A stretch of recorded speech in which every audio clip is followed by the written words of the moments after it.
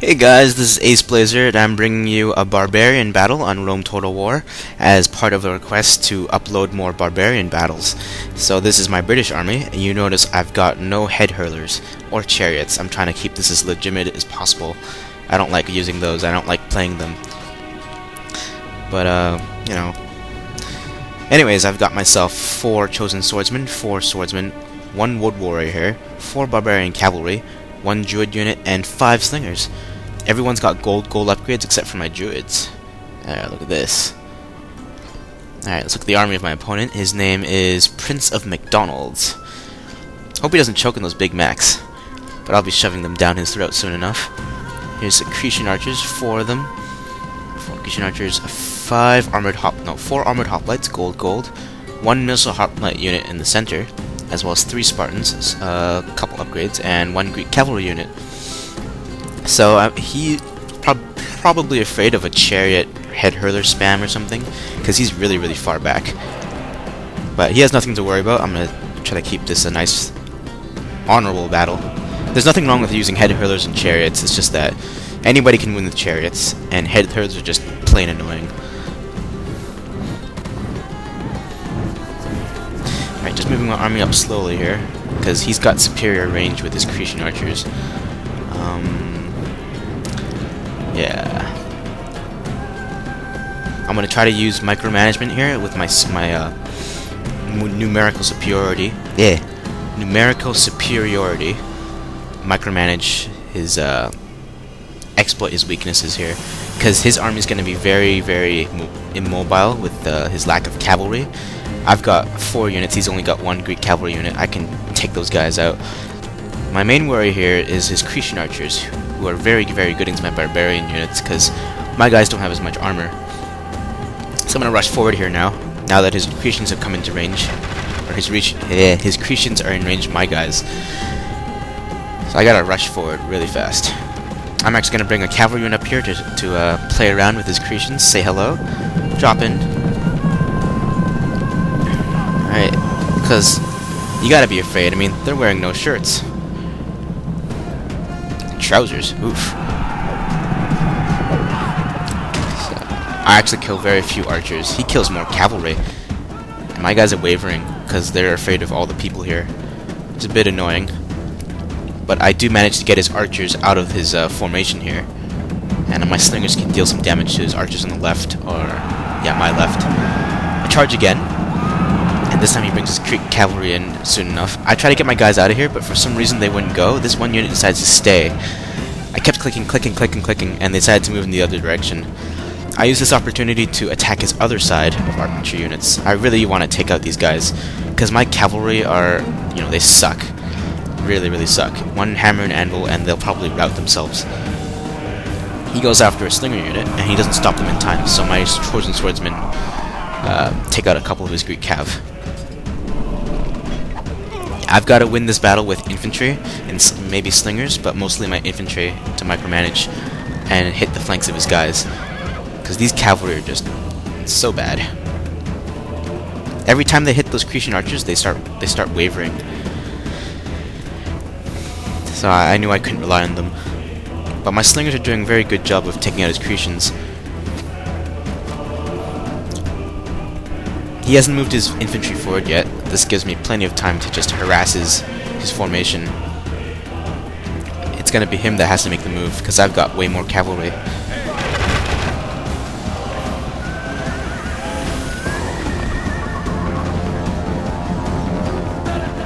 Yes, I don't mind losing all this cavalry, as long as I take down his archers. And he makes a mistake. He decides that his Greek cavalry can take down my barbarians. Not a smart choice. And those guys were out.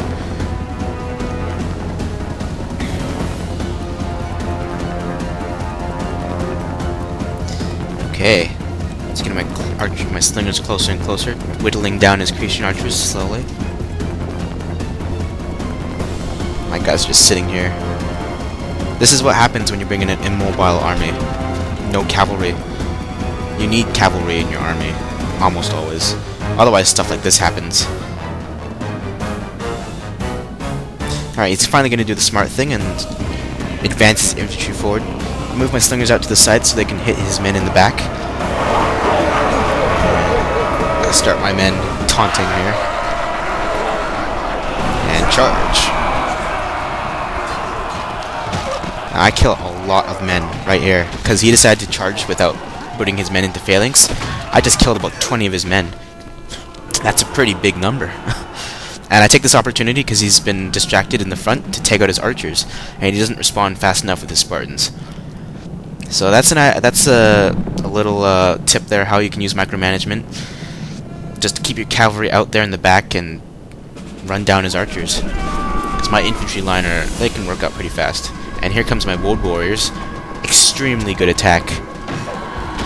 They are very useful, as long as they don't get hit by archers or run in headlong to phalanx. Like even here, his phalanx hoplites, they don't even want to fight. They just run away. And once those guys run away, his armored hoplites run away. Here are my druids. Cheering on my men. Bunch of cheerleaders here.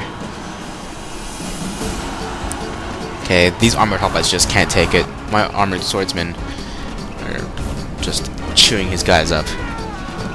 I've got superiority in infantry, so I can manage them well enough to run around the flanks of his men and engage them.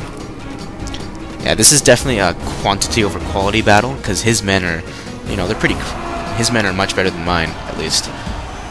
My guys have hardly any armor, most of them. So I gotta make sure I can attack his flanks.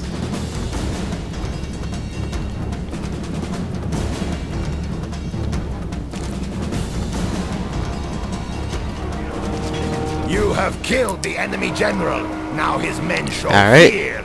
Now they may turn and run. Attack! Attack! So under the pressure of 5 units, I managed to rout his Spartan general, while his infantry were off trying to ward off my cavalry. I do a little hammer and anvil. You'll see why this cavalry is just absolutely no use. All the Spartans have to do is turn around, and they kill basically the whole unit. But I follow up the cavalry charge with an infantry charge, and that'll help me out. Now these militia hoplites have no upgrades, that's why they're routing so fast. I've still got a ton of infantry. I'm gonna try to take out the Spartans because they're really scaring me here.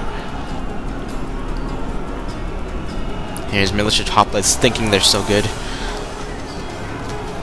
They probably think they're stronger than they are. Yeah, I'm trying to make sure I don't engage these guys in the front. Because once one of my guys routs, this is a barbarian army, so once one of my units routs, probably a whole army will rout. That's just the way it goes. It's pretty annoying how barbarian battles work. It's a very fragile army. Alright, I finally decided it's time to do another hammer and anvil. I'll bring this cavalry unit back, and hopefully I can rout them. He sees the threat, and disengaging is the problem.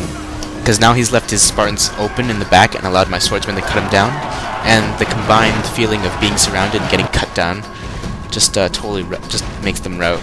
So there goes Spartans. And I was able to use numbers and totally surround him.